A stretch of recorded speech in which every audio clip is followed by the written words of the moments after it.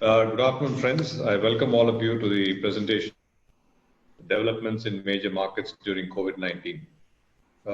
We have received an encouraging feedback from the trade post a similar video conference done in May on the same topic, and then the Council has prepared a detailed analysis of the leading markets where India has a significant presence or aspires to have one.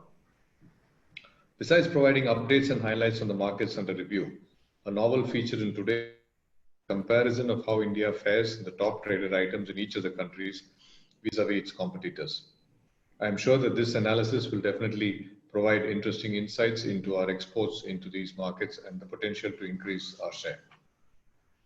As you know, the council had to cancel the INTEXPO event at Coimbatore in March due to the coronavirus.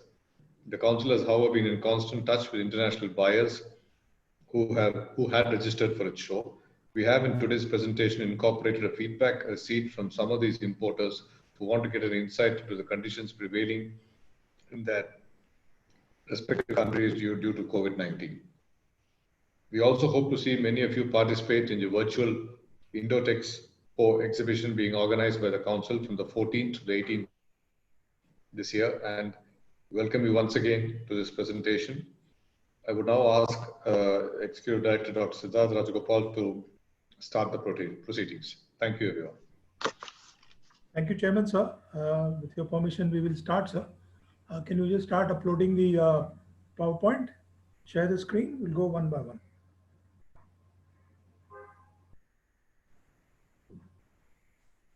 Shailesh, screen.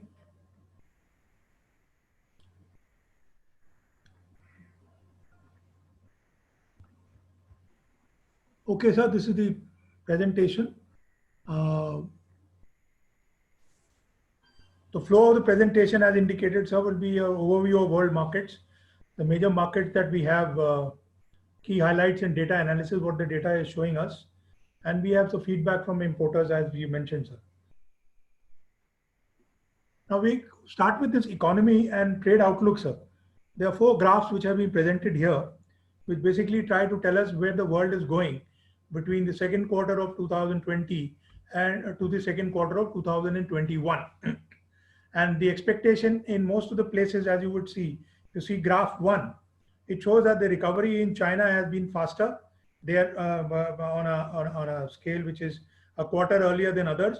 In India, it shows a study which has been conducted by the IMF Moody's. The first slide is done by IMF Moody's and the Oxford University. They say that 2020, second quarter, third quarter, the recovery will start. And hopefully by 2021, it will sort of reach the levels generally of pre-COVID. And 2022, perhaps will be in a state of growth, which we would have been anticipated, which has apparently got hit by the COVID. So that is the expectation of many of these analysts. The second slide gives you an overview of the fact that the COVID crisis has had a deeper impact on manufacturing compared to the financial crisis of 2008. So in other words, this only brings out the fact that we are in unprecedented times as we are, or we were, or we are at the moment moving out or trying to move out in unprecedented times, which has not really been recorded in human history. And even you compare it to the early Great Depression and 100 years ago, well, we are in a difficult situation. Obviously, it's a no-brainer. Everybody is aware of it. But what it tries to also to show is that hopefully the study, which is this is a slide, graph prepared by Nikki and IHS Markit, another set of leading analysts, who believe that in the second and third quarter of 2021, when the US and EU start improving a little, and which is what the indications are, perhaps the manufacturing will also get some traction in India. The third graph, as you would see, sir, is something which tries to tell us about the global business confidence, which has taken a major hit, as is pretty well known, in 2020, and the deep dive that you see in February 2020 goes to show the extent to which the slide came on account of COVID, and then the expected increase. That the red line is, of course, China, who seem to be on a V curve of recovery. Others are basically still on a slide. And the business confidence index, which is prepared by the OECD. It tries to tell us that, again, the gradual recovery in 2021 of US and Europe will probably help us. And the early recovery in China uh, may not be sustained very much because it might be only up to a medium term. So the long term Chinese growth is still under sort of a lens. So although China has got a weaker recovery, it seems to have recovered first from this COVID thing, but the recovery, according to the report, may be only up to the medium term. And lastly, sir, is the RBI report, which tries to tell us about the expectations, the consumer sentiments. Consumer sentiments in India, according to the suggests that right from 2019 mid, Indian consumer sentiments and domestic demand have been on a downward trajectory. And in fact, many of us, at least in the domestic industry, have been experiencing. It also goes to point out that there is a need to increase private consumption because private consumption accounts for almost 57% of the GDP. So until that recovers, we might really not have a recovery in the true sense of the word. There again, the expectation is that the support for the MSMEs and restarting of the economy, some steps taken. Hopefully, the recovery path will start, gain traction by the end of this year, and by the second or third quarter, even the RBI believes some growth can really be, increase in domestic demand, and hence economic activity will come up. Sir. Next one, please. Now, this is on global trade highlights. Well, world merchandise trade during this period declined by 2% in the first quarter of 2020. The lockdown measures, again, it's a no-brainer across the globe to fight the COVID, took a toll on global demand, production, and trade. That is there for all of us to see. World imports contracted by 1.9%. According to, this is a WTO report. Imports by North America declined by 1.7, Europe by 3.2, and other countries by 5.3. There was a marginal increase in imports by South and Central America of 0.1 and 0.6. It's basically, I think, something to do with the mask and the some of the medical requirements that might have gone on. And of course, there are two well-quoted quotations, which is always there, which is of what we do: never let a good crisis go to waste. So everybody looks at that from this crisis, we are going to emerge stronger and hopefully better. And today is a time of deep dislocation wherein COVID has sharply curtailed consumer and business sentiment. So that's no brainer and it is well accepted. Now, how to get out of this and how countries are coping with the situation and trying to get out of it is perhaps the challenge which all of us, including our overseas friends, are facing. Now we can go to the presentations next. Now, major key highlight: data analysis. I request our officers and colleagues in the council who have worked very hard and who are tracking these markets very closely. They'll make presentation. Now, may I ask Ravi to start? Ravindranathan? Ravi, unmute yourself. Good afternoon, everybody. We will start with the China market. So owing to COVID-19 containment measure, the economy contracted by 6.8% in the first quarter of the year 2020. With the normalizing economic activity, real GDP growth rebounded by 3.2% year-on-year during quarter two. China was one of the first countries to rebound from the COVID impact. An estimated 4.2 trillion yuan. It is approximately $0.6 trillion of discrete fiscal measures have been approved by the Chinese government.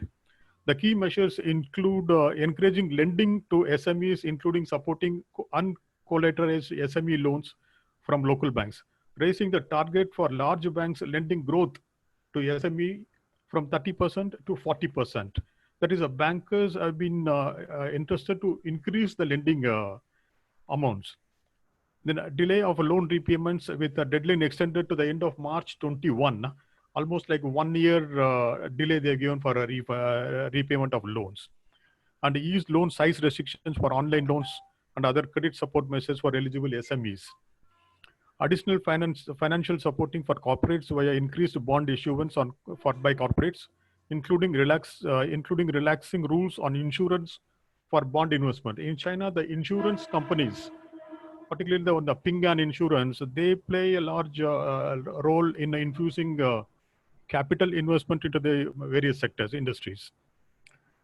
And increased fiscal support for the credit guarantees, flexibility in implementation of the asset management reform, easing housing policies. These are some of the reform measures officially being given to by the Chinese government. Apart from that, as we are aware, China is known for a lot of hidden benefits granted to the industry. One such hidden benefit given to the domestic industry, I would like to explain it briefly. This in the month of March, April, there was a huge accumulated stock of unshipped goods and cancelled orders in China. Every brand in the world make manufacturing, right from Nike or any shoes or ready-made garments, all over the world, all major brands are manufacturing in China. There's a huge stock left over. Then Chinese government formed a SVP, not government directly involving, but there is a third-party company brought in the front to clear all the goods from the factories, whatever ready for shipment and couldn't ship because of the cancellation of orders. Those things were all bought at cost price from the factories, and to induce the economy and to make the people to come for shopping, it was subsidized by the government to the SPV, and it was put on sale in the retail. Sale is really hefty, like 60%, 70% sale on branded first goods, that is high quality or first quality goods. That way, the economy also rebounded fast. The people were made to come for shopping. Right now, it is the country is like almost normal. Every shopping mall is open. People are walking around. Only difference is people are walking around with a mask. Otherwise, everything is normal. So government has infused a lot of money and very strategic planning to bring back the economy to normal. Next slide, please. We'll go through some data on Chinese import first. It is predominantly yarn, cotton yarn import market. And there we could see there is a 40% minus in yarn imports for the period April to June compared to the last year. Pakistan has gained a market share during this period. That is something interesting. We're looking at the data. Pakistan was exporting more of counts less than 24s, like 21s and open and yarn. That was the major import into China during this period, April-June. And one interesting factor is Vietnam also was losing the market share, or export orders. India was the worst affected with 75% reduction in our orders. Yeah, and actually, just say pre-COVID and post-COVID we are comparing. Yes, I mean, pre-COVID and COVID. So the COVID scenario as it emerges is what Ravi is trying to explain. Yes, sir. That's important. We made a distinction between the two so that we know what's exactly happening in the COVID area. Yes, sir. Left side of the table we give January, March. That is a pre-COVID. And on the right side, we give that at the COVID period where world was suffering. And the fabric import also in the normal period, that is January, March, it was less by 24%, and later it was minus 31% during the second quarter. And import of made-ups. China made-up import, you can see a sharp increase in the January-March 2020. From previous year, $135 million to suddenly it has increased to 1,039. That is $1.39 billion. That was an increase for the short duration of time, particularly for mask, import of mask from Korea and Japan. Further down, you can see there's a sharp increase from import from Korea, $8.7 million to $211 million. Similarly, from Vietnam, from Japan. These are all mask import. When the Chinese were suffering the most, when the COVID was at the peak, right in the beginning, they imported a lot of masks from these four countries. And subsequently, during that period, they started setting up their own mask manufacturing in a massive way. Every garment factories were manufacturing, every automobile factory was manufacturing masks.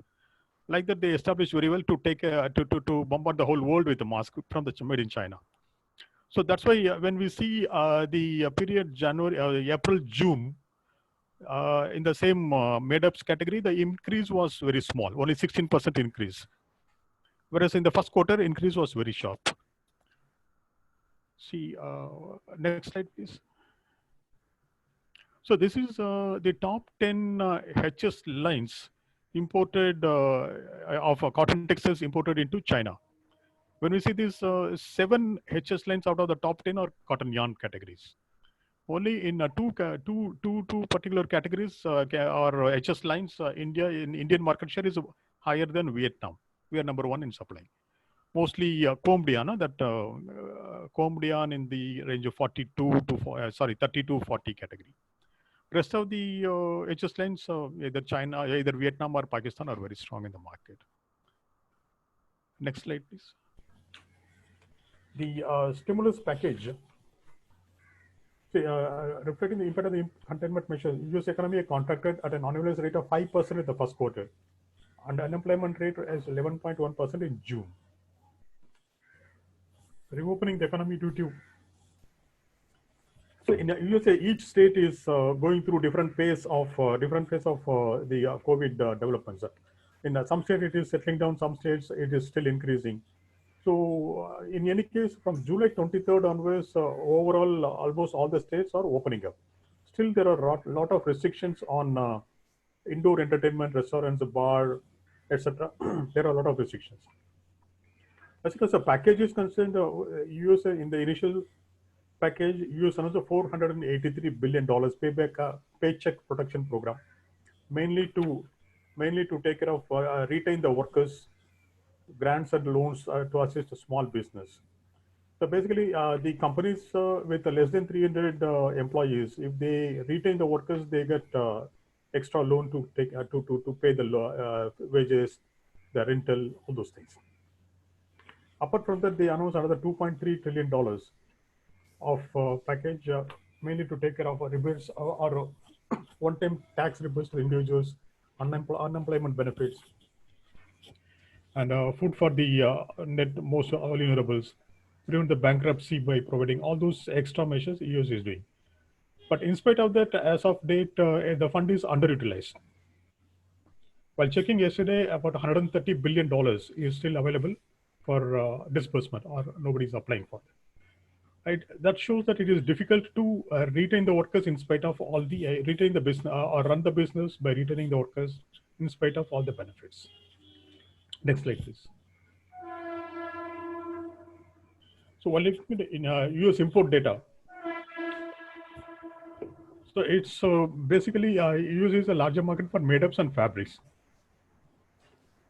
So while looking at a made-up import into USA pre-COVID and during the COVID period, the made-up imports from 2019 made-up import $2 billion for the period April-May, which has sharply increased to $6.5 billion.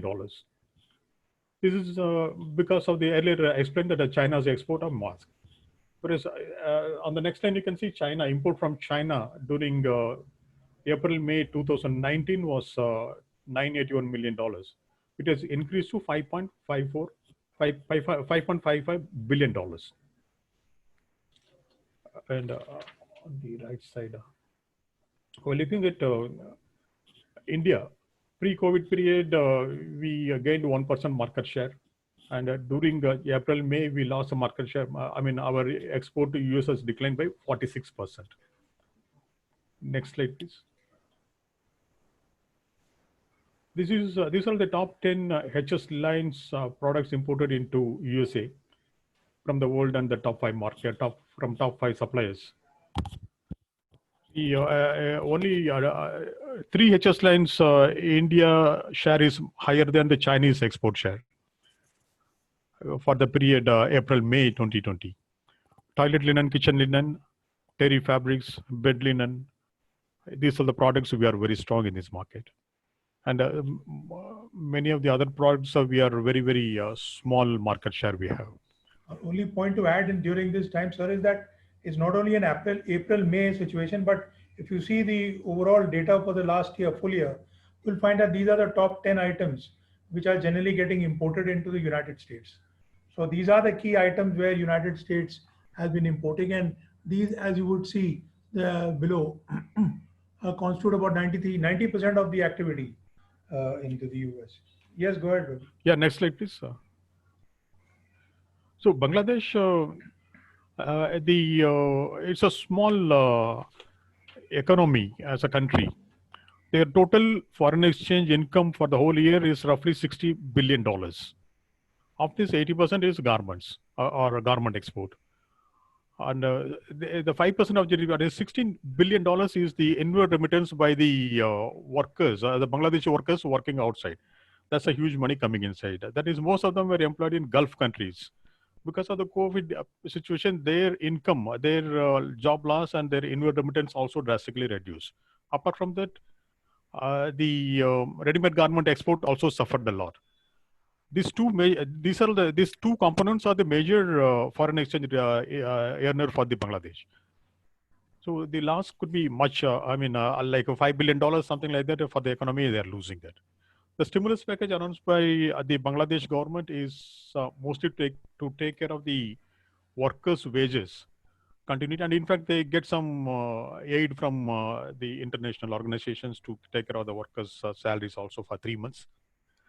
And then a subsidiary interest payment up to $500 billion for the companies, and a $20 billion taka for payment of on behalf of 13.8 million individual loan recipients. The loan that is their interest waiver kind of a thing. This is the major stimulus packages given by the Bangladesh government. Next slide, please. So Bangladesh, we don't have the direct import data because Bangladesh data is very slow and not reliable. We we analyze Bangladesh export data from the importing countries' point of view.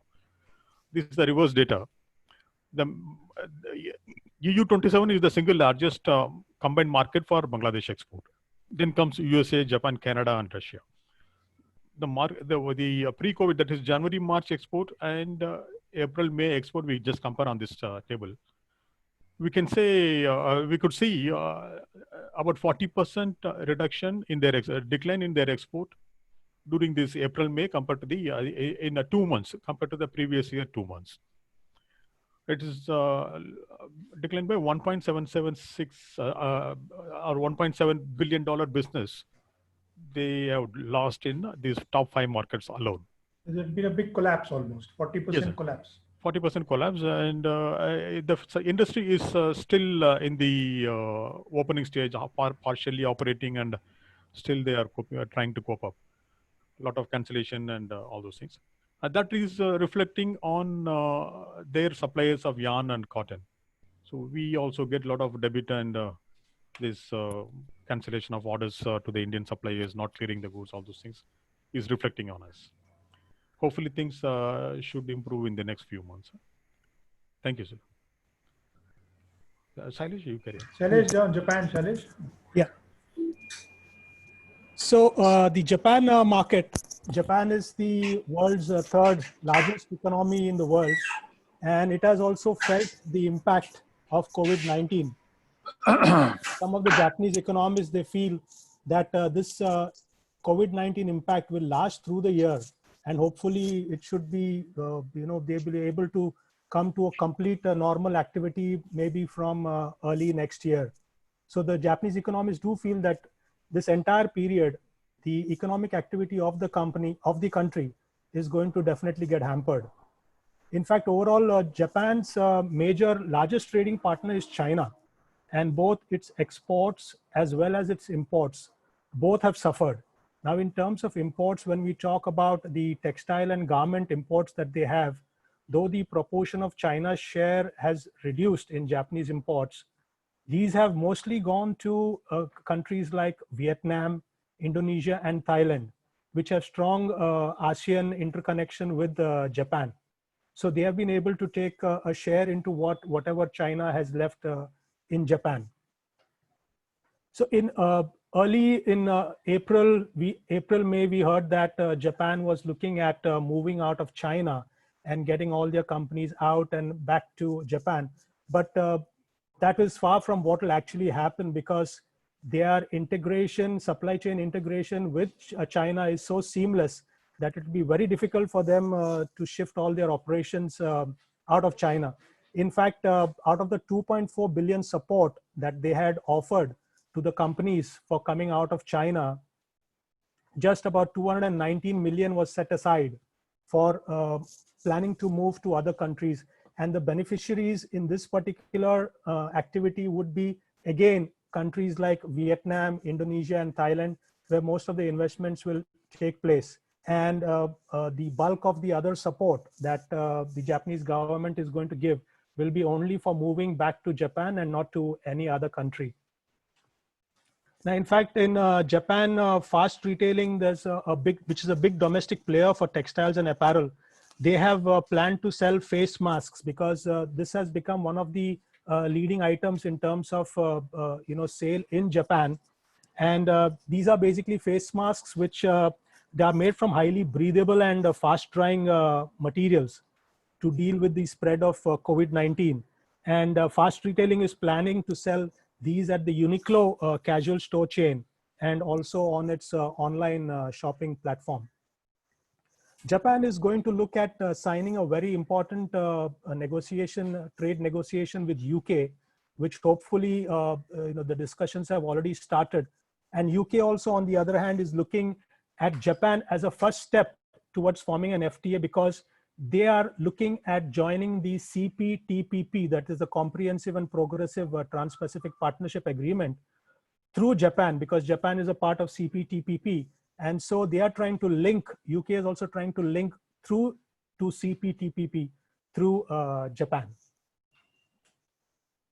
Now, if you look at the data of the imports of cotton textiles, now yarns and fabrics, of course, there's a lot of specialized and high quality finishes that Japan does, but major and bulk of their imports is generally in the made-ups because they import more of finished goods. So out of the total imports that they have, roughly about 75 to 80% goes towards apparel, and the balance 20% is in textiles. And it's no wonder that here also the bulk of the made-ups has gone to China. As you can see, the climb to roughly about $2.5 billion, which again is basically of the cotton gauze masks, which have gone through under the HS line 630790.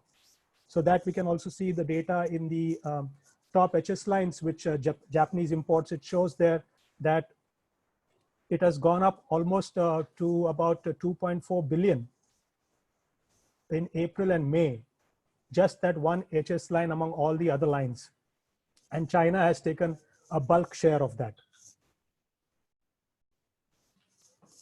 We come now to the Vietnamese market. The Vietnamese market was COVID-free, not a single COVID case since April, and with 0 deaths. However, when we just sought information from the CGI office in Ho Chi Minh City, we came to know that fresh cases were reported on July 25th. So for almost 3 months, they were COVID-free, but unfortunately these cases cropped up because of the domestic tourism that they were promoting, and because of which people from China came through the borders without much checks. And that's why these cases have come. But overall, the Vietnamese garment industry has been really hit by this COVID-19, because they were looking at doing something more than over 40 billion for this year in 2020, because they had already done 39 billion worth of exports last year. But now looking at the situation in the first 6 months, they have just done about 12.5 to 13 billion. And so even hitting 30 billion for the rest of the year looks to be a steep task if these present conditions continue. However, they are very optimistic that they will be able to reach that, but maybe they would still fall short of that figure.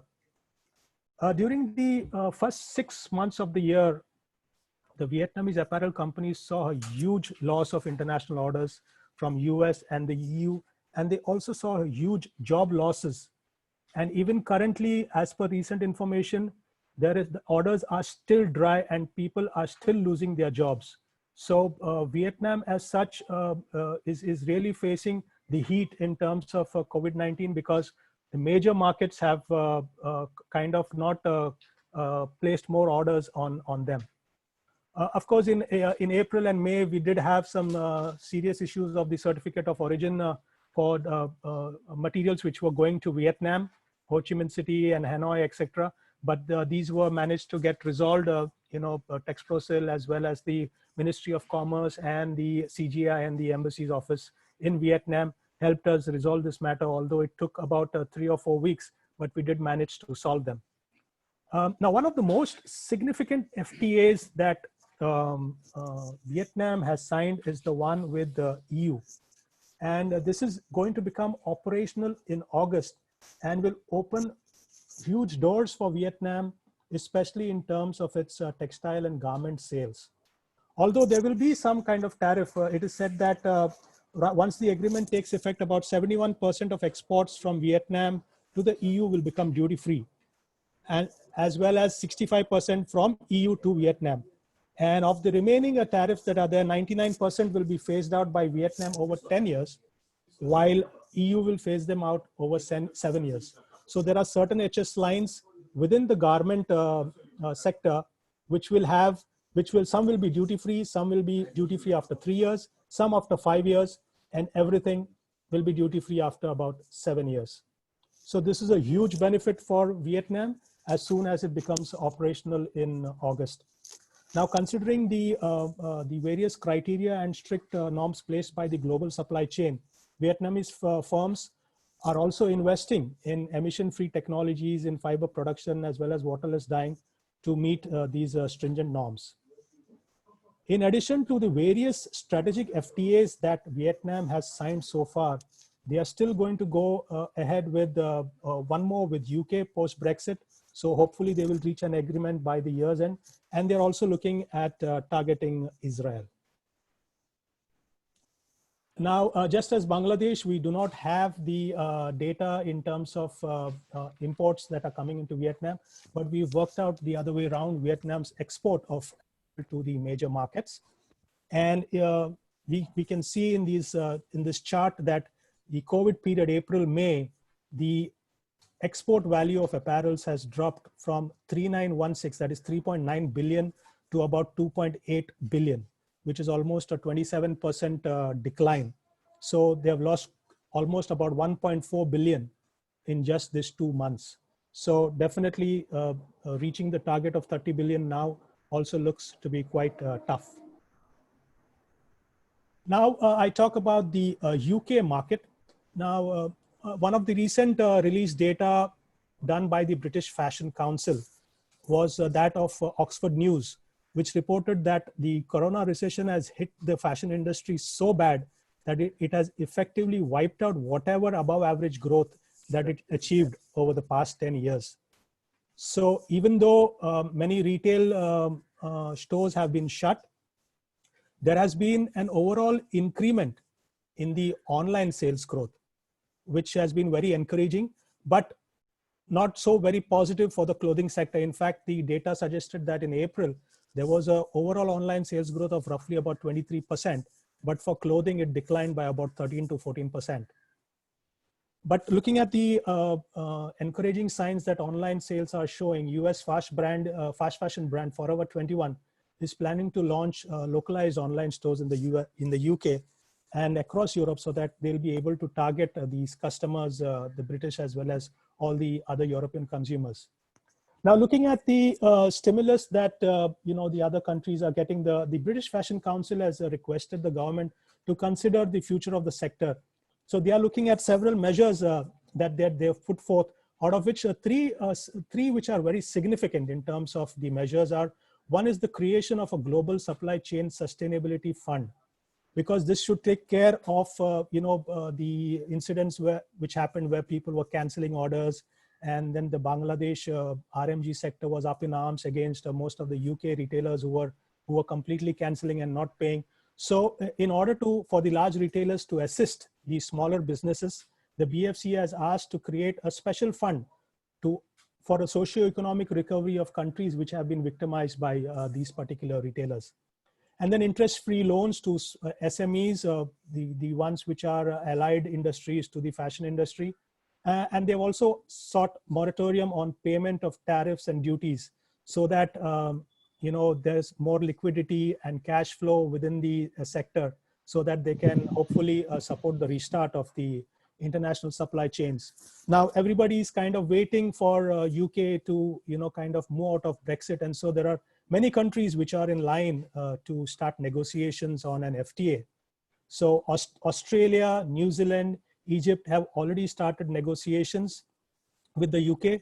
And India has also begun negotiations for a trade pact with the UK. So the first rounds of negotiations have already been on in terms of sharing of the lines which can be offered for access on duty-free basis, as well as some gradual reduction in tariff. The US and the UK are also currently conducting a second virtual round of talks on a bilateral trade agreement. And as I mentioned to you earlier, in terms of the Japanese FTA, UK is looking at joining the 11-member CPTPP through Japan as a first step, so that they can also take benefit of the entire Pacific belt. In terms of imports, here again you have the same trend that we get to see. Made-ups is one of the biggest items that is imported, and if you look at the April-May data, you will see that China itself has jumped from 72 million, which was there in 2019. It has gone up by almost 1,000% through the export of these cotton gauze masks and the other masks, almost to about 800 million. In the top 10 HS lines that trade is taking place for the months of April and May, 630790, as I mentioned, is the topmost, but India is gaining share in 3 HS lines, mainly dealing with cotton, as we are very strong in cotton. So if you look at the bed linen that is there, we are gaining a much higher share than China. Also in the toilet and kitchen linen of cotton terry fabrics, as well as in other articles of wedding of cotton. Coming to the Australian market, here again, Australia is a market which is mainly of finished goods. It imports finished goods, that is apparel as well as home textiles. Now, the Australian federal government has also announced a financial package of approximately Australian dollar 1 billion to businesses across a range of programs based on the eligibility of each of these. And 1 billion is just in terms of businesses, but they have created a huge corpus of support even for households, for education, for agriculture. And so there's a huge amount there. And in addition to the Central Australian federal government, each of the 7 state provincial governments have also individually doled out financial packages. So it's a huge boost for those who can get the benefit of the packages, both from the province as well as from the center, but based on the eligibility that each of these programs have outlined. Now, Australia is a country which really imports goods in small lots, and the volume is not so great. However, with many of the retail stores now, some of them were really shut in April and May, and they just started getting up to speed in the months of June, and they are slightly recovering. These retail stores are enforcing very strict social distancing rules, and also limiting the number of people that they are allowing within the stores. So in such, the demand also that is going to come out from retail stores is not going to be that very high. Most of the textiles imports and exports were mainly through the C option. However, some critical medical textiles which were required right from the month of April and May, they did have some logistic issues because of not too many movement in and out of the airports. However, now critical medical textiles are being imported by air freight. Australia is one country which has shown very strong anti-China sentiment. And in fact, when we spoke to a few buyers who had registered for our INTEXPO show, they also mentioned that, which we will cover during the latter part of this presentation, where they are looking at India as an alternative for sourcing textiles. Now, with Australia, China, Bangladesh, Vietnam, Cambodia, all this get zero duty access. And now with Australia and Indonesia also ratifying an FTA, which is going to be operational from August, we are going to see Indonesia also up there within the top suppliers. And India will surely gradually come down a few notches in terms of ranking.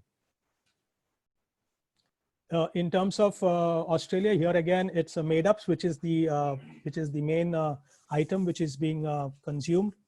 And China, of course, here again, you see 450%, the same story, what we are seeing in the other markets where made ups is playing a huge role. So here again, 63.0790, as you can see, is the one where it's the highest. India, of course, the share not so very encouraging. As I told you, there are many other countries which are going to gain precedence over us due to the FTAs that they have signed. I would now request Ravi Kumar to please take it further. Unmute. Yeah, Ravi Kumar, go ahead. Unmute. Yes, good afternoon to all of you. And while we are today talking end of July, at least some positivity we can see now after having a very bad time in April, May, June. Previous slide. The first slide. Sailesh, first slide. Now, as far as South Korea is concerned, South Korea was very badly affected by this COVID immediately after it hit China. And it started in February 2020, and there was a lockdown in South Korea in the month of March till June. However, what is to be seen is that because of very high standard of medical facilities and the discipline of the people in South Korea, the country could come back to normalcy very soon as compared to many other countries which are still struggling. So in Korea, as far as the textile markets are concerned, the factories are concerned, it's almost back to normal functioning with. And even the Dongdaegu textile market, the Daegu textile market is also started functioning with more than 80%. That's the news that we are getting. So even the buyers have now started looking to source the products for import. But basically, South Korea is dependent more on exports to US and EU. And in the month of April to June, there was lesser exports to US and Europe. That has affected the imports of textiles, cotton yarn, fabrics, etc. by South Korea. However, now the demand for fabrics, for garments and home textiles, cotton yarn and masks has started picking up. It just started picking up. And there is a very big demand for masks in South Korea. There are all kind of buyers are looking for masks, and that is huge demand, and exporters should tap into the South Korean market immediately for mask export, as the government has allowed exports of all types of masks except the masks made out of non-woven fabrics. So masks, very good market.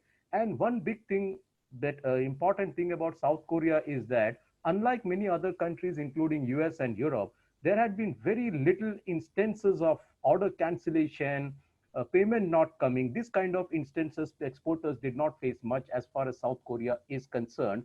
Now, way forward, if you look at it, the Korean market, it has started, the buyers have started looking for the products. The malls are open in South Korea, the markets are open, and the buyers have started looking for, we are getting inquiries from Korea for cotton yarn, for fabrics, for home textiles, and even for masks. So the prospects are very good. From August 1st onwards, people should start looking at South Korea as a market and start looking for orders, start negotiating with the buyers, and exporters should focus more on the South Korean market immediately. Now that's the time. If you look at the next, well, these are the statistics, the pre-COVID period, that's January to March and April to June. Obviously, there are changes you can see.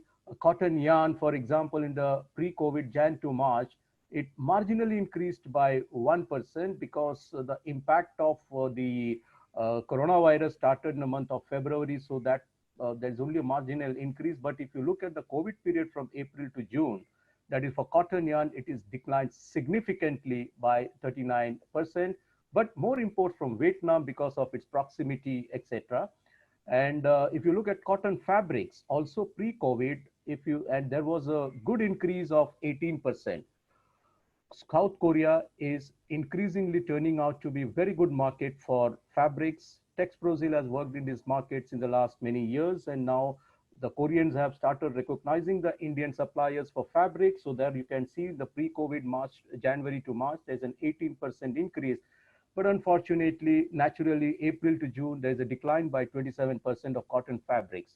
If you look at the cotton made-ups, yes, India is ranking 6th, and there is a decline because made-ups from India, the market is yet to catch up because Koreans are very good in the manufacture of made-ups themselves. So there is very good potential to export. Yarn was always there, and cotton fabrics has started now. India, Korea, as you are all aware, there is an FTA that has been signed, which gives zero duty for cotton fabrics and made-ups, but there is a customs duty on cotton yarn. Next. Next. Now, these are the top 10 products which South Korea has imported. And India's share, you can see, is not that significant. Cotton woven fabrics, yes. Cotton yarn, there is a good share. Cotton yarn, yes. And then cotton fabrics, as usual, these are the products that are being imported into Korea. And India's share can be seen, but China and Vietnam continues to be the major supplier to South Korea, mainly because of its proximity. Therefore, they are in advantageous position, but India can do better in the days to come. Next. Well, before, go to the previous slide, Sailesh. About South Korea, I would like to conclude the talk like this, that Korea has always been importing from China traditionally, but now the awareness about the Indian suppliers of high quality textile yarn and fabrics is increasing in South Korea, and they want to have an alternate source of supply. And with the anti-China, whatever is going on now, they are keenly looking at India, and especially India has got good potential to export fabrics to China, both for garments and especially for home textiles. So exporters must focus on this area as far as South Korea is concerned. And one more thing is, throughout the world at various customs, we have seen delays in Europe, whether it is Europe, whether it is US, but in South Korea, the customs clearances have never been delayed, even during the COVID period, and it is very fast and smooth, the customs clearances. So that's not an issue. So therefore, exporters should start looking at South Korea as an important market in the immediate future. Next. Now coming to the Turkish market, Turkey, as all of you know, is a very good market for textiles and clothing, but Turkey has been very badly affected by coronavirus, COVID. In fact, we, Texprozil, took about 20 companies to Turkey just at the end of February. And some of you may be here. We were all worried to go to Turkey at that point of time, because by that time, COVID had badly affected China and Iran also. So anyway, we went there, and the fair turned out to be good. Now, the biggest problem in Turkey is Istanbul is the main center for textiles and clothing market. Istanbul has been badly affected by COVID-19, and more than 60% of the cases are there in Istanbul, and all the major markets are in Istanbul. So it is going to take a bit more time for recovery as compared to Korea. Now, Turkey, the Turkish market mainly depends upon the domestic market. It's got a population of about 83 million, and the demand mainly from Europe. So what Turkey does is, Turkey's primary exports are to Europe, and that gives the demand for cotton yarn and fabrics. So, but in the COVID period from March, April, and all, the exports to Europe has come down substantially. So that has affected imports even from India. However, from May 11 onward, the shopping malls have been reopened in Turkey. And this is against it has become controversial, but then still the shopping malls have started. So that is good news for textiles, because shopping malls are important for the textile demand. So now the buyers in Turkey have gradually started looking at products to import, and they have started contacting the exporters from India. Gradually, the factories have started opening there. The markets are also coming back to normal. So now the Indian exporters, we can start negotiating with the buyers in Turkey. Mainly what they import is cotton yarn of the counts 20s for socks, 30s and 40s for knitted fabrics, woven fabric, and terry towel fabrics, cotton fabrics for garment and home textiles. So these are the products for which now exporters can start negotiating with the Turkish buyers, and the country is gradually coming back to normal. The key to succeed in the Turkish market is the product should be of high quality because they are dependent on exports to Europe. So the product, whether it's yarn, whether it is fabrics that we supply to Turkey, has to be of good quality and competitively priced. So Turkey, yes, all of us should start looking for Turkey as a market and start negotiating. Yes, next. The pattern of the data is similar to what we have seen in many of the countries, most of the countries. January to March, there is an increase. You can see cotton yarn, 48%. Yes, cotton yarn, it's a good market. Turkey is a good market. Although there are cotton production taking place in Turkey, but the production is coming down. So 48% increase you can see from January to March as far as cotton yarn is concerned. Yes, still there is, it's not in the negative. April to May also, some exports have taken place and there's a growth, it's showing a growth of, a marginal growth of 5%. And cotton fabrics, in the case of fabrics, well, that's a big decline. 3% growth in the first quarter, that's January to March, but a steep decline by 71% as far as fabrics is concerned. And cotton made-ups also, made-ups, it's a bit difficult to export to Turkey, the blankets, towels type of thing. What can be exported to Turkey is fabrics for home textiles that can be exported, and cotton yarn, yes, it can be exported. And you can see in the case of cotton made-ups, 37% decline in the COVID period. But now things can improve as far as cotton yarn is concerned and cotton fabrics is concerned. And also Turkey, like South Korea, there are no customs issue, no major issue in Turkey, unlike many other countries. Next.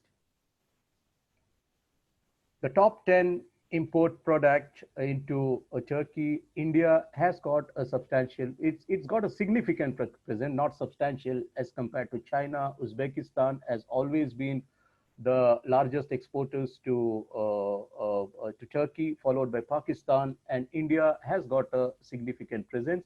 And Turkey also is looking for India as a major supplier in cotton yarn and fabrics, and that is something which our exporters should try to capitalize. That's the sentiment in Turkey. Next. Next. Now, coming to Thailand market, Thailand, as we all know, is a tourist center. Now, Thailand was also badly affected by COVID, but now the textile markets and factories are, it's there, yet to start operating, because it's not like South Korea or Turkey where it is almost back to functional. But textile markets and factories in Thailand have yet to start operating, even partially. It's not, it's still badly affected by COVID. Thailand is a good market for cotton yarn. And in fact, surprisingly, in the month of June 2020, as per the customs data, India has exported 15,35,000 kgs of cotton yarn to Thailand. That's about 40 feet containers that has gone in the month of June.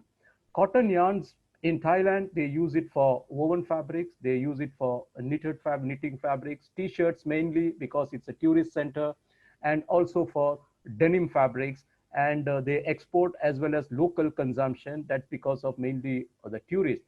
Now, because of COVID, the tourist population has come down almost to nil. That has also affected the local consumption of textiles in Thailand. So that is affecting the exports also. Now, presently, Thailand is looking for importing masks in a big way. There is a huge demand in Thailand. The government also even announced to buy to the industry, the importers to buy masks. So there's a very good market. There's a very good demand. Hardly any companies. There are about 100 companies in Thailand, but only half of them can produce the face mask. So face mask is something which exporters should look at in the short run. Immediately, if you can start negotiating with the Thailand buyers, there is very good scope to export the mask. And gradually, exporters should start negotiating order for cotton yarn. But what you should do is when you negotiate the order, always try to seek a higher lead time. And that's equally applicable to South Korea and Turkey also. Lead time, because in India also we are still battling with the customs clearance delay, the transport facilities, etc. So it's always advisable, if possible, to take a higher lead time. And yes, certificate of origins, as my colleague Sailesh said, we tried to resolve it, but as far as Thailand is concerned, it still continues to be given manually by the Export Inspection Agency. Overall, yes, Thailand is a market for cotton yarn, and for mask immediately, and for cotton yarn in the near future, but not very soon, because they are yet to come back to normalcy. Next. Well, here also the situation, the data situation is the same pre-COVID period, and January to March. Well, cotton yarn, it started because Chinese effect, the COVID effect on China was much earlier. So that affected Thailand during the month of January and March. You can see there is a decline by 28% cotton yarn, and steep decline by 62%, obviously and naturally, during April to May. And fabrics, there is some kind of an increase, 10% in the month of Jan to March. And even denim fabrics can possibly be exported to Thailand. And minus 56% in the COVID period, that is April to May. As far as made-ups is concerned, it's not a very big market, Thailand, as far as cotton made-ups are concerned. There was a decline January to March, and steep decline, minus 76%. So that's as far as Thailand is concerned. The strategy should be, again, I repeat, mask and maybe cotton yarn. But one common feature, what we are observing in many of the market is there is a very interesting statistics given by the credit card utilization. And that shows that, you know, the government and all, the priority is not that high. But still, nevertheless, with the changing circumstances, we should start negotiating orders in South Korea, Turkey, and Thailand. Yes, next slide. The top 10 products, again, you can see China and Vietnam a major presence, whether it is made-ups, whether it is fabrics, whether it is floor cloth, any other product. But India has got a presence, but not as significant as China, Vietnam, basically because of the proximity. But still, that's where, as far as the Thailand market is concerned, mask, yes, start negotiating for masks, and there will be very good scope. That's for Thailand. And well, next slide. Thank you very much. Rajesh, can you take over? Yes, Rajesh? sir. I am audible, sir? Yeah. Go ahead. Okay, now we come to the important market, Germany, important in Europe. However, the latest data offers a gloomy outlook for Germany, which has been in its 11th straight year growth before the outbreak. And this is coming even at the background of 750 billion euros package given post-COVID. The EC, European Commission, has forecast real GDP for Germany to decline at 6.3% in 2020. However, they expect a recovery 5.3%, riding on the package, and the inflation rate is projected at 0.4% in 2020, and of course going to rise at 1.5% in 2021. Germany exports fail as manufacturing increasingly felt value chain disruption and demand slump in the key markets. Now, the main demand for Germany stems from China, USA, and Italy. And as per the federal statistics, the voluntary shutdown has affected the supplies largely. Again, coming to the throughput cargo at the seaport, Asia and Europe supplies were slashed by approximately 25%. But thanks to digitization moves, which helped them to recover faster, the top cargo volume for the German market comes from China, USA, and Singapore, as per the data available. Again, the slackening of import apparently can be accredited to this port movement, which was hampered.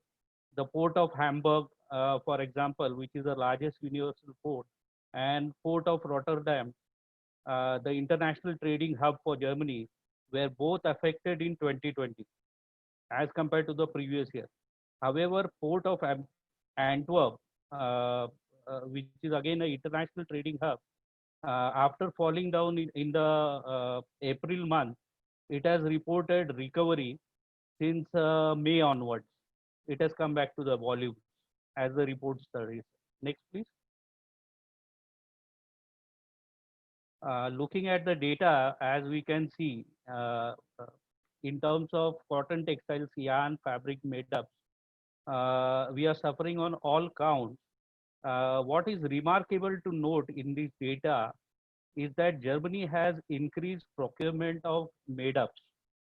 However, still, our exports have shown negative trend of 36% to this market, which is something we need to explore to increase our trade in the made-up segment. Next slide, please.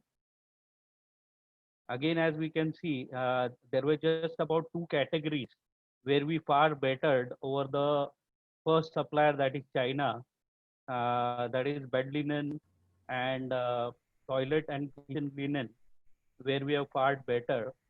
And this top 10 HS shows dominance of HS 63, that is bed linen toilet, 59 blended fabrics, 57 carpets, 56 waddings. So basically, we should look towards improving our made-up presence. As the trend suggests, Germany is increasing its procurement in these Only products. one comment on this before you. 630790 again is a mask story. So what you're seeing right across this presentation, sir, China, which had its initial viral infection during February and January and February, quickly recovered and was able to, in April, May, June, or at least May, was able to quickly rebound and was able to supply these largely masks and related equipment. And that's how it shows the extent of increase in made-ups. For instance, in this entire category, at over $3.9 billion, 3.6 has come from China. So China really rebounded in a big way and was able to seize the opportunity in the supply of this masks and other related activities.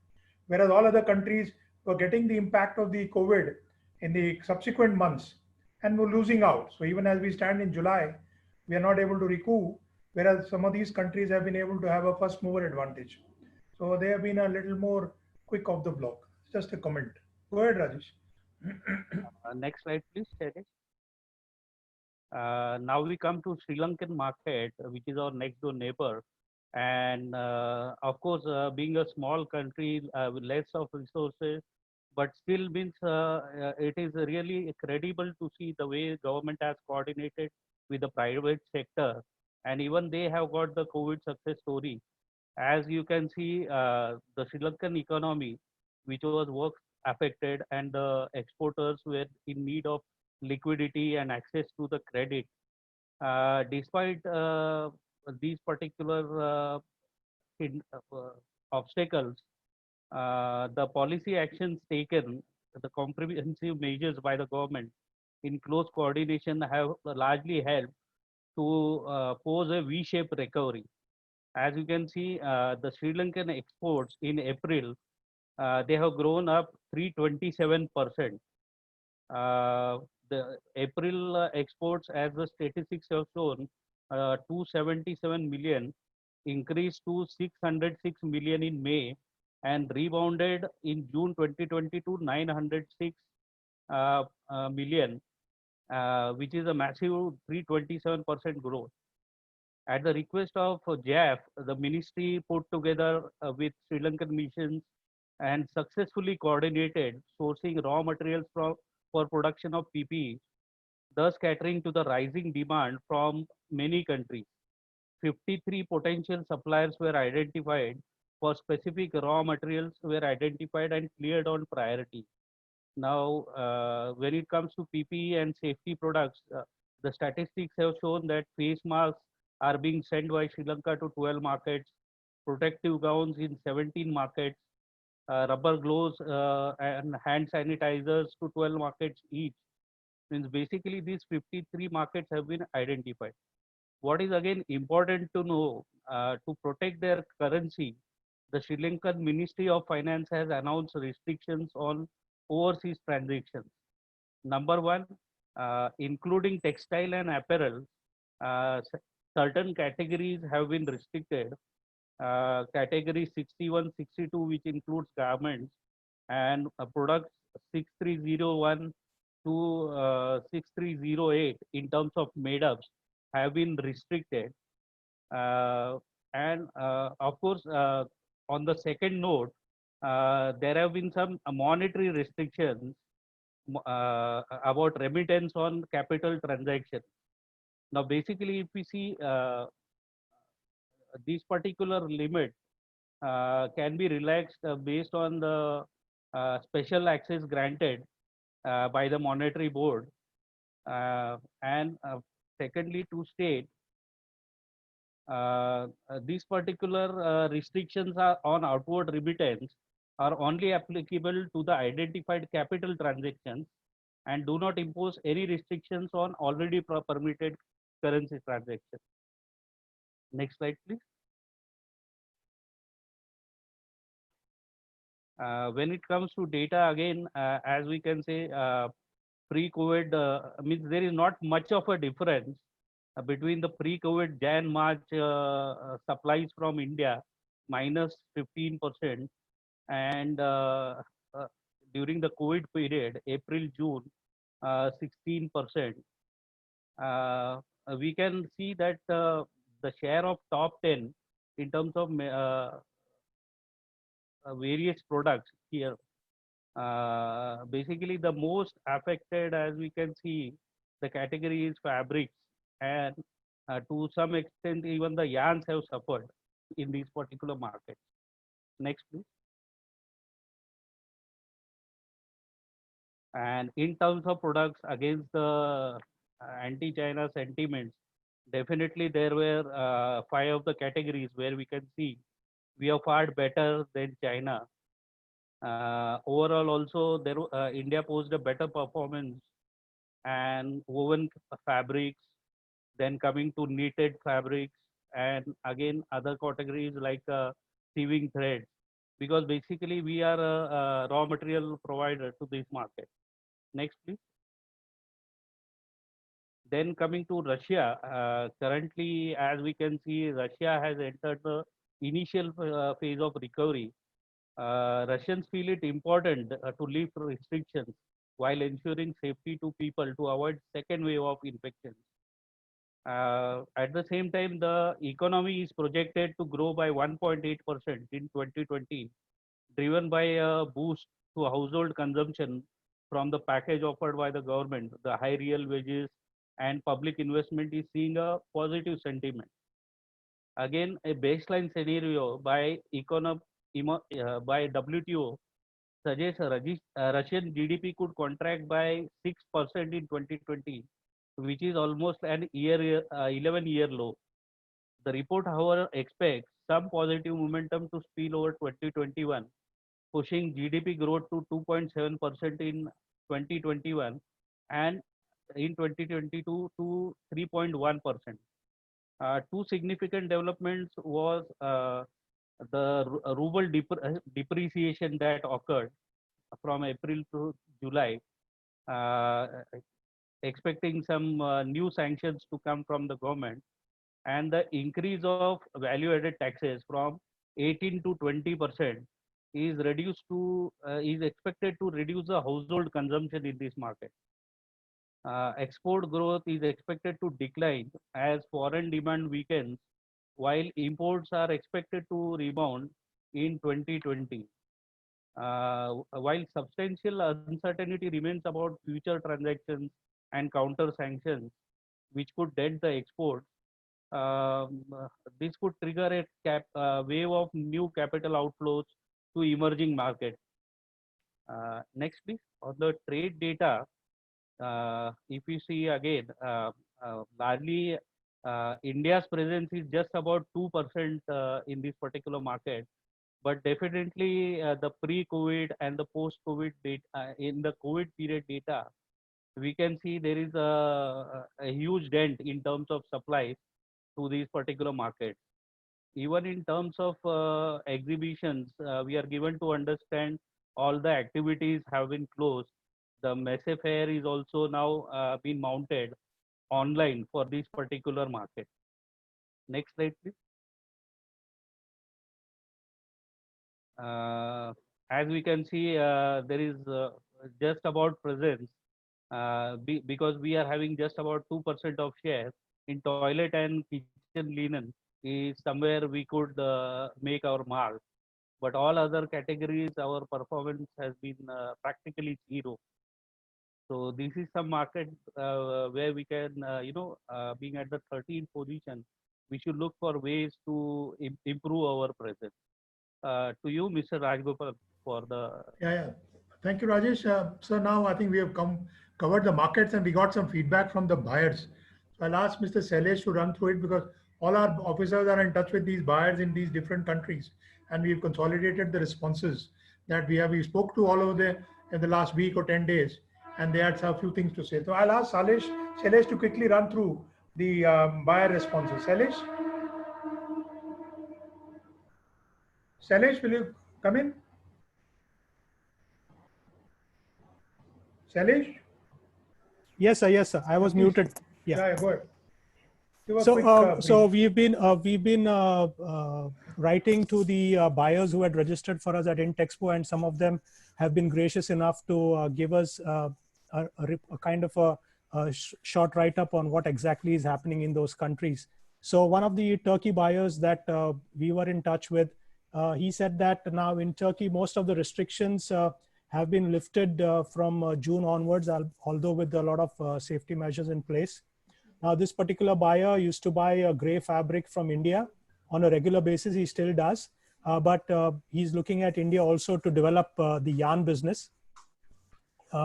He mentions that the yarn and fabric orders are still quite low, but they definitely will show encouraging signs because the shipments of finished goods have now started to Europe. So if these keep continuing, he says that definitely there will be a demand for yarns as well as fabrics in this particular market. So he's saying that we also mentioned that, being COVID, with the COVID condition going on, it's become very difficult to handle things and to interact physically. So he said that he's trying to handle most of his business through digital platforms, and definitely would be pleased to be a part of any virtual exhibition that we have, and he definitely will take part in the September edition. From Bangladesh, 3 of the buyers mentioned that still there is problem in their country. There is still lockdown within certain areas, and so it's not very encouraging. The textile business has been very slow. They are slowly receiving a trickle of inquiries from Europe. Australian buyer, this particular buyer mentioned that the retail is operational, but with a lot of safety measures in place. She also mentioned that the brick and mortar stores would definitely have a huge time and challenge on their hands for survival, but there definitely is potential for online, because online shopping has taken a very encouraging trend. She also mentioned that some of the buyers now are looking at diversifying their markets, understanding that Australia definitely has a very strong anti-China sentiment right now. They are looking at alternative manufacturers in India as well. She said the good thing was that the buyers have reduced the size of the orders but have not cancelled. So at least this gives an encouraging sign that maybe business may be small initially, but definitely there's a scope to grow, and there is no complete kind of a shut on the placement of orders. She also mentioned that there is a large Australian group which is looking for very innovative and eco-friendly, environmentally sustainable fabrics, as well as because they used to buy a huge volume from China. So definitely she would look at India at buying these particular fabrics and looking at options in India during the coming virtual exhibition in September. There were a couple of Colombian buyers who got in touch with us during this particular period. And in South America, Colombia, Peru, Chile have been hit really hard with the kind of numbers that are being shown for corona infected cases. So Colombia is definitely opening gradually, but there won't be any flights, international flights, not until September, till they probably take a call next month. The internal market has taken a lot of hit and unemployment has risen. Said that there's roughly about 20% of unemployment. Local malls have opened, and since the exchange rate dropped a bit, that allowed people to play around with the import costs, but the government has come down hugely on them and sanctioned them, and tried to lower any kind of inflammatory prices that have occurred because of these exchange rate dips. This particular buyer is low on stock of denim and other fabrics, and he has been regularly buying, coming to our shows, and he looks at coming once again to start developing the kind of network and the products that he was initially doing with us. Three of the Sri Lankan buyers that got back to us said that yes, they depend a lot on US and Europe for sales, and considering that US and Europe have been greatly hit, the kind of inquiries that are coming from there are pretty slow. But the encouraging sign was that they were getting orders from UK. Although it is slow, they are still getting orders from UK, and some of the final customers placing orders on them are like Tesco, ASDA, and Next. The Thai buyer mentioned that he currently buys from India also, and he said that he continued buying, but the volume is low because of the virus outbreak. However, he definitely would look at increasing his business. And finally, one buyer from East Africa, with the cases now slowly rising there. He said that the impact of COVID in East Africa is that the fashion and retail networks are all shut. It's kind of come to a standstill, and hopefully they are expecting some kind of a normalcy by the end of the year, and they will have to kind of wait and watch. But here again, they are now looking to avoid Chinese products and more inclined towards buying from India. So thank you very much. Thank you, Shailesh. Thank you, sir. This is the formal presentation. We are through with the formal presentations. So now we can go ahead and have some observations, comments, sir, and questions. If anybody has any view, would like to say something. Most welcome, sir. Yes, Ashish ji, bataiye. How are you, sir? Fine, thank you. Nice to see you, please. Nice to see you. Nice to see you. Sir, I wanted to ask you about this Vietnam FTA with Europe. Do you have any information whether is it a yarn forward rule or fabric forward rule? It's a fabric forward. Shailesh ji, it's a fabric forward? Yeah, fabric forward rule. So that means the fabric has to be produced in Vietnam. In Vietnam, but the yarn can be from anywhere. Yes. Fabric to be produced in Vietnam or any of the EU countries, and they're also permitting fabrics from Korea. Korea is also attached to this. So if you import Korean fabrics, you can also still avail the benefit of duty-free access under the EU. So it's one of the first FTAs looking very seriously at fabric forward rule.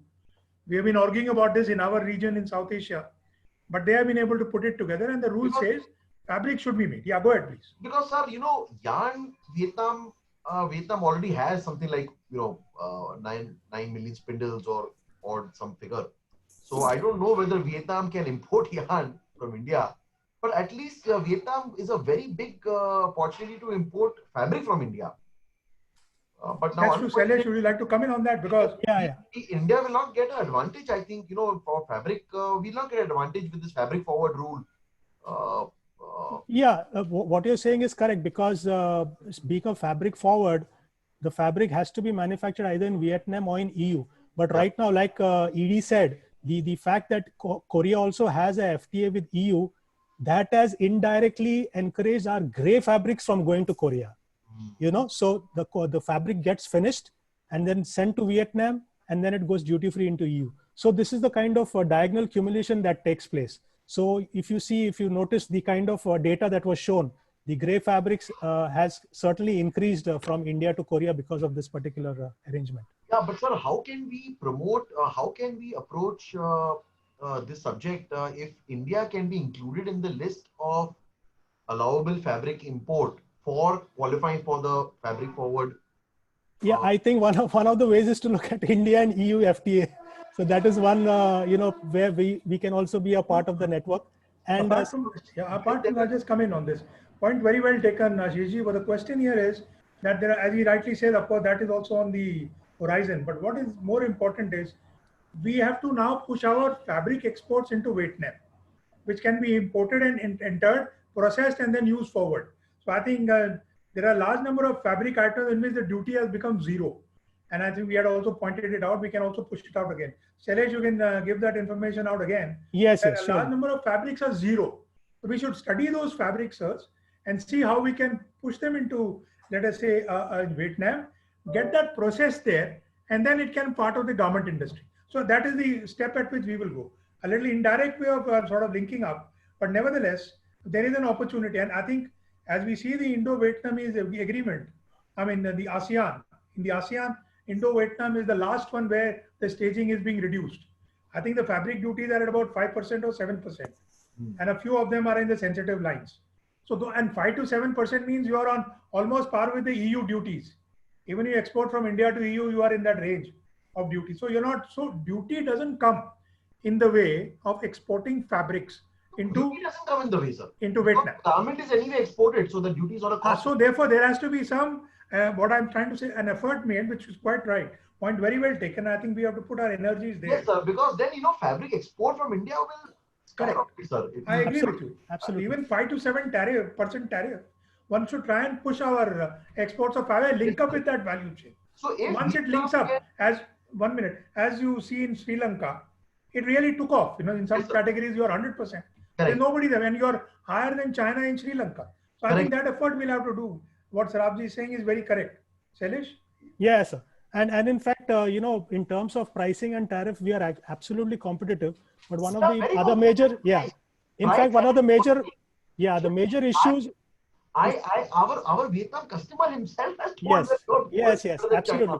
It's just one of the issues that keeps still lingering is actually the lead time also. That plays a huge role when it comes from India to Vietnam. That can be worked around. If you do your customer and you do your planning absolutely. Properly, that problem is not really a problem. Yeah. But otherwise, it's very competitive, the prices. Yes, and it's a fantastic market there. Absolutely.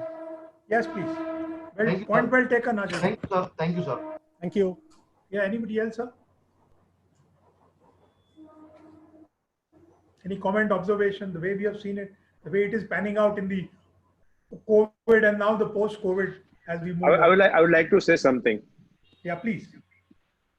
First of all, I would like to thank Texprocell particularly for pushing opening of the mask exports, which is really commendable.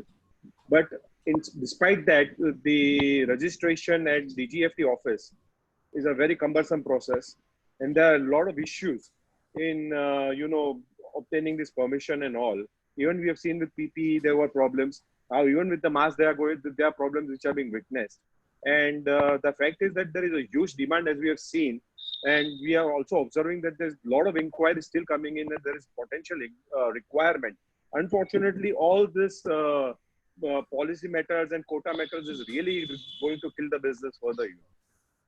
Point very well taken, sir. I think, in fact, as you would see now, the presentation that we made, the Chinese took advantage, and we have been a bit mule-headed in our approach, if I may put it like that. Because now we have got into the licensing one, and then licensing has its own problems. You give 3 days for people to go and get it, 24 hours, and you have a quota, and you're virtually killing an industry. Whereas you saw the data. Exactly. In 6307, they have pushed masks huge, and medical huge. Nobody's business. And even in the worst times, they have made money. Yes. And it's right across the world, sir, not only in one market. Exactly. We are losing out. And still the demand is still prevailing. And the demand is that we should now cash in on it, of course. And we have potential capacities. The fact remains that we have potential capacities now. We have created those capacities. We will write again to remove we are generating a lot of inquiries from Africa for that. I appreciate. And God knows whether we are going to fulfill or cater to that. They have given these limits, but I think we'll take it up again as we have been. That this should come under OGL, so it's free of export. But the business is being lost. You're right. Yeah, thank you. Sir, I've got this one question on the China, because every time I saw on your reports, it was showing 300% and 500% during this COVID period. So I think so we should get into the 8 and 10 digits also and try to find out what is really happening, because most of the countries, that's the, we've seen that the increase is there. Yeah. Quite. Ravi, you want to come in on this? Only point I would yes, like sir. to... Go ahead, Ravi. In fact, Amitji, we discussed after sending you the US data sometime back. Yeah. I checked with the Chinese people, Chinese customs, and also CNTAC and another logistics company there on what is happening under particular HS code 63079000. That's the particular HS line showing steep increase in export from China. All the masks are export under this particular HS code. They sent it in a written communication also. That is one particular product. They increased export. That particular one particular product HS line, $30 billion export took place from China in 3 months. That is April, May, June. Massive. So by the time we kept on writing to the ministry for allowing mask export up and down, but by the time we got approval yesterday on 21st July, they already completed $30 billion export. That's what is happening. If you're talking, Ravi, if you're talking masks, it was masks. Then $30 Yes, billion worth of masks is how many masks? Let's understand that. Massive. Rather than just accepting the figures, you know. I mean, no, all the garment factories there, even automobile factories there during that period, March onwards, March, April, May, June, they started manufacturing masks everywhere, all over China. The market demand was so huge. They've been bombarded with orders from every country. They thought it is a big opportunity. That's the reason. The manufacturing. If you see 630790, what he's pointing out across countries, there is a growth across from China. And that is the one thing which has moved really, the data that we are looking at. In fact, this question was posed and we had a relook at it. I said, look, let us double check it. But the point is they had their January 30 or something, they located their first COVID case or December 30. And by February, March, they were generally in control. By the time we got it after March 15, 20th and the rest of the world, March, April, May, these fellows have been able to, and there was no restriction. Taiwan didn't play any restriction. Hong Kong didn't place any restriction. So some of these countries, and including China, as Ravi is pointing out, the production process was going on.